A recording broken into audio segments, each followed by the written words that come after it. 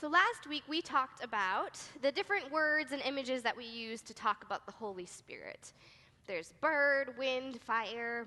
And one of the common names we hear throughout the Bible for the Holy Spirit is the breath of God. So we're going to practice our breathing for a bit as we think about the Holy Spirit as the breath of God that fills us up, works in us, and then helps us share God's love and grace with others. So try with me. We're going to inhale through our nose, a deep inhale, and then we're going to hold it, and then exhale with a whoosh. Ready? Whoosh. Very good. All right. One more time. Whoosh. One more for good measure.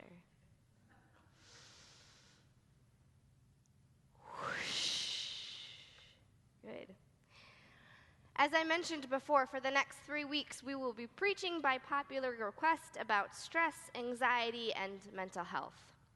Because we believe that the mind, body, and spirit are not 3 separate parts of you, but all wrapped up together. So the stress and anxiety and worry that you might be feeling today affect your body as well as your spirit. Now, I'm going to start today with a science lesson. You probably didn't see that coming. Science in the pulpit. Well, hang on, things are about to get wild. Now, I have been in a lot of plays, growing up and even in college where I majored in theater. And even though I did it a lot, before every performance, I would feel stressed and nervous. You probably know the feeling. You've been stressed before a job interview or a meeting or a date or a test. What happens to your body? Shout it out. You what? You stiffen up. Yep, you get really tense. What else? Sweat. Yes, my least favorite, because then everyone can see how nervous you are. What else? What happens to your heart rate? Goes up, goes faster. How about your breathing? It gets shallow. Yeah. So when you're feeling worried and stressed, your tension activates what's called your sympathetic nervous system. More common name for that is your fight or flight response. So in other words, in addition to those physical symptoms that we just named, stress and worry trigger that feeling of aggression or the paralyzing fear that makes us shut down and withdraw. Like when you're feeling really overwhelmed and you find yourself snapping at people around you, or you pick a fight with someone just to let off some steam, or you're so stressed that you feel like canceling plans that you might otherwise look forward to, and you kind of push people away and kind of feel yourself being like a turtle, kind of going back into your shell. But here's the coolest thing. We actually have power over all of those responses. Breathing interventions like the ones that we just practiced can flip this switch in our nervous system, and when you start deep breathing, your parasympathetic nervous system tells that sympathetic response, hang on, I'm in charge. So you are capable of overriding and controlling your natural instinctive response to stress simply by becoming aware of your breath. Pretty cool, huh? Now, once you understand this, it gives you a whole new appreciation for Jesus' words in Matthew. Do not worry about your life, about your body. Consider the birds and the lilies, the amazingly intricate and well-designed creation all around you. Isn't it obvious this was all planned out? Can't you see how God cares for it all?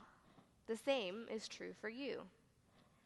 God breathed life into you, and that same breath is in you now, and it has power over your mind and your spirit. When you breathe deeply, you can change your body's response to stress and worry.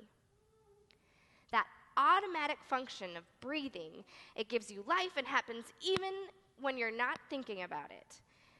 That breath is a life-giving gift from God that reminds you of your origin and of God's power.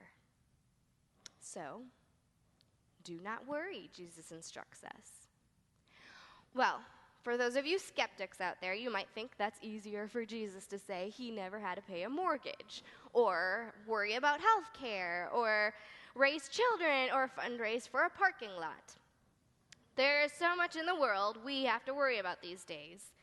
Life is stressful, and at times we do have very good reason to be worried. So how then do we hear this lesson from Jesus? Do not worry.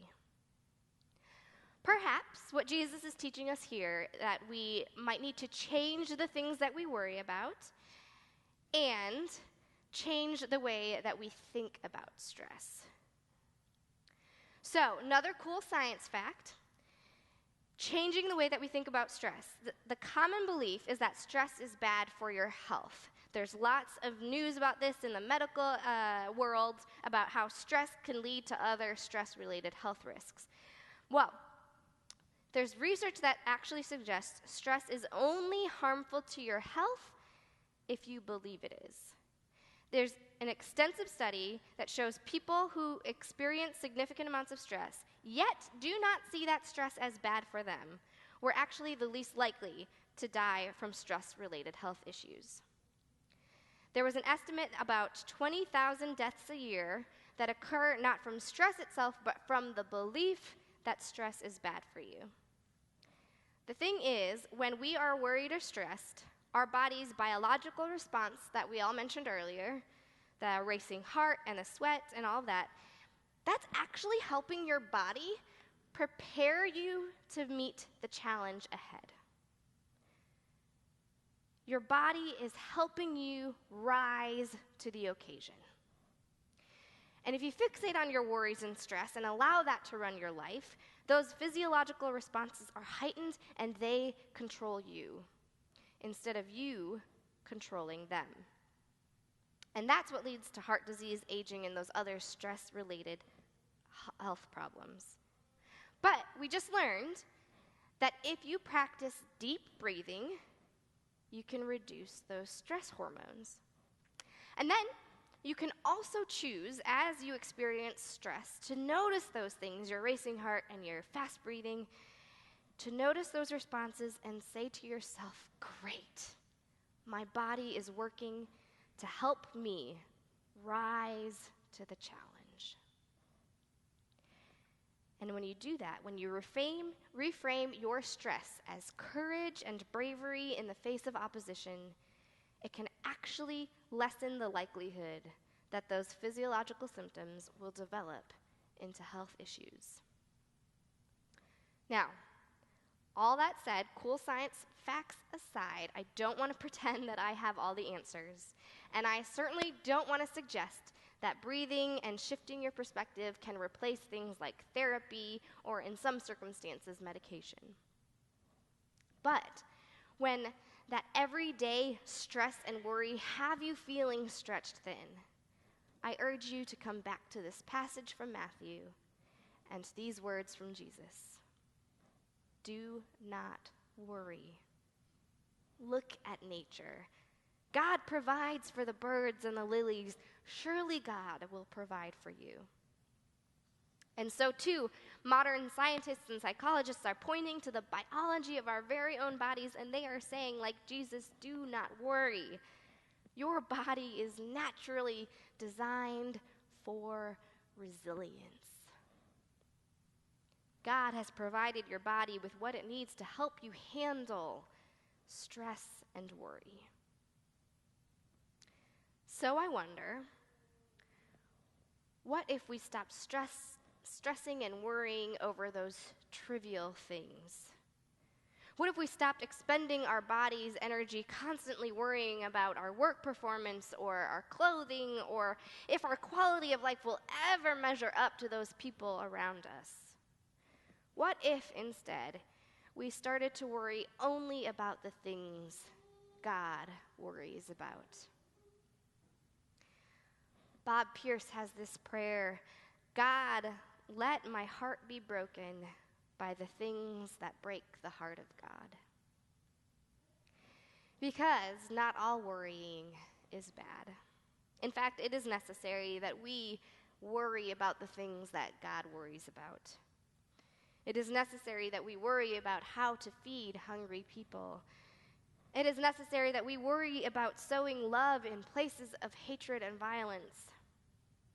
It is necessary that we worry about helping God to fix those things that break God's heart. Here's another surprising fact about stress. In that process of worrying, your body releases this hormone called oxytocin, the same hormone that enhances empathy, that makes you a more compassionate and caring person. And it also acts to strengthen your heart. Isn't that a grand design by God? Caring for other people actually has a biological impact on your body. Being compassionate people and exercising that compassion literally strengthens your heart and creates resilience in you.